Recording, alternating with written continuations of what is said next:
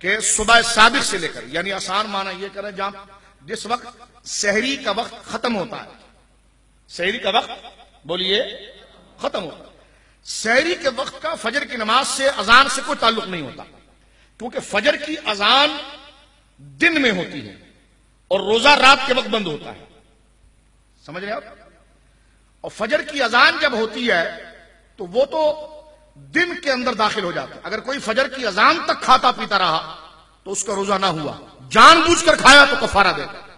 اور اللہ کی بارگاہ میں شدید توبہ بھی کرے گا کہ اس نے جان بوجھ کر یہ غلط اور یہ انتہائی اقدام کیا ہے رب کو ناراض کرنے کا۔ تو لہذا جو سحری کے ٹائم آپ کے پاس مینشن کر دیے گئے ہیں، میں عرض کرنا چاہوں گا، کیونکہ ظاہر سی بات ہے یہ علم توقیت کا سلسلہ ہے، باقاعدہ علماء ماہرین اس کے ذریعے اور علم فلکیات کے ذریعے، علم توقیت کے ذریعے وقتوں کا انتخاب کرتے ہیں کہ صبح صادق کب ہوگا، غروب کب ہوگا۔ میں یہ کہنا چاہوں گا این ٹائم تک نہ جائیں۔ مثال کے طور پر ہمارے شہروں کے اندر کئی کیلنڈر چلتے ہیں، اہل سنت ہی کے اندر کئی کیلنڈر چلتے ہیں۔ فرض کیجئے 4:25 پر ایک کیلنڈر آپ کو بتا رہا ہے کہ جناب سحری ختم ہو رہی ہے، ایک کیلنڈر یہ بتا رہا ہے کہ جناب 4:27 پر ختم ہو رہی ہے، ایک کیلنڈر یہ بتا رہا ہے 4:28 پر ختم ہو رہی ہے،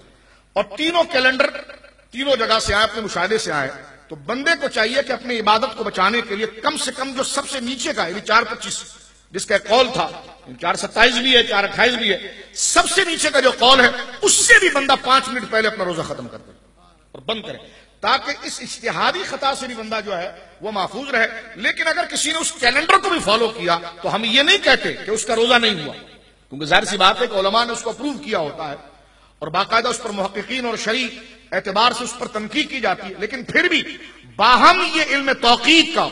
اور نظام فلکیات کا جو اختلاف ہے، اس سے بچنے کے لیے باعتبار تقویٰ کے بندہ جو سب سے نیچے کا جو آ رہا ہے، جس طرح کہ 4:25 ہے، ایک جگہ 4:26 ہے، ایک جگہ 4:28 ہے، تو سب سے نیچے کا 4:25 ہوا، تو اس 4:25 پر بھی بندہ پیچھے آ کر 4:23 پر 4:22 پر یہاں پر جا کر وہ روزے کو بند کرے تاکہ اسے اطمینان رہے، کیونکہ عبادت ایسی عبادت ہے کہ جس کو ابھی آپ دیکھیں گے کہ اس کی اجر کیا ہے کہ اس کو بندہ بچائے، اور یہ ایسی عبادت ہے اللہ اکبر